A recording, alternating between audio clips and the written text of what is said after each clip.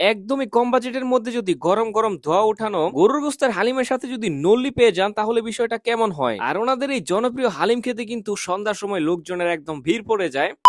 সামনে আসছে শীতকাল, আর এই শীতকালে ভোজন রসিকদের একদম জনপ্রিয়তার তুঙ্গে থাকে হালিম। ঠান্ডার মধ্যে গরম গরম হালিম খেতে কিন্তু একদম জমে যায়। আর এই হালিম যদি পেয়ে যান একদম বাজেটের মধ্যে, তাও আবার গরুর গোস্ত দিয়ে মাত্র 60 টাকায়, তাহলে তো একদম সোনায় সোহাগা। আর আমিও কথা বলছি এরকম একটা হালিমের দোকান সম্পর্কে, যে দোকানটা কিন্তু হালিমের জন্য খুবই জনপ্রিয়, যেখানে আপনারা মাত্র 50 টাকায় পেয়ে যাবেন গরুর হালিম। আর সাথে যদি আপনি নল্লি বা নেহেরি নিতে চান তাহলে আপনাকে খরচ করতে হবে 200 থেকে 250 টাকা নল্লির সাইজ অনুযায়ী। আর ওনাদের ওইখানে যে আমি 60 টাকার একটা হালিম অর্ডার করি, সাথে ছিল 20 টাকার তন্দুর রুটি। আর 60 টাকার অনুযায়ী কোয়ান্টিটিও বেশ ভালো, হালিমের থিকনেস ছিল দেখার মতো, আর হালিমের টেস্ট আমার কাছে ভালোই লেগেছে, খারাপ বলার সুযোগ নেই। 60 টাকায় ওনারা 3 থেকে 4 পিসের মতো গরুর গোস্ত দিবে। গরুর গোস্ত বলাটা ভুল হবে, সলিড গোস্ত ছিল 1 থেকে 2 পিসের মতো, আর 2-1 পিসের মতো ছিল তেল চর্বি। তবে ওনাদের এই 20 টাকার তন্দুর রুটি দিয়ে খাইতে কিন্তু বেশ মজাই লাগতেছিল আমার কাছে। 60 টাকার হালিম আর 20 টাকার তন্দুর রুটি আমার কাছে মনে হয় একজনের সন্ধ্যার নাস্তা হিসাবে একদমই পারফেক্ট। তো আপনাদের ওই মজাদার হালিম খেতে হলে চলে যেতে হবে গাজীপুরের বিআইডিসি বাজারে। গাজীপুর জয়দেবপুর থেকে শিমুলতলি রোড, গাজীপুর ডুয়েটের পাশেই বিআরডিসি বাজার। দোকানের নাম খুব সম্ভবত